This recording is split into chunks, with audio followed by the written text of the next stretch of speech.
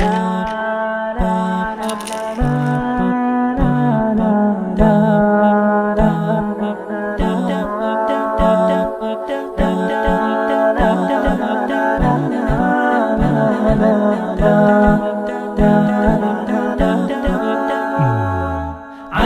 جبين سعادتي وأفكاري تجري الحروف بأشواق وأزهار.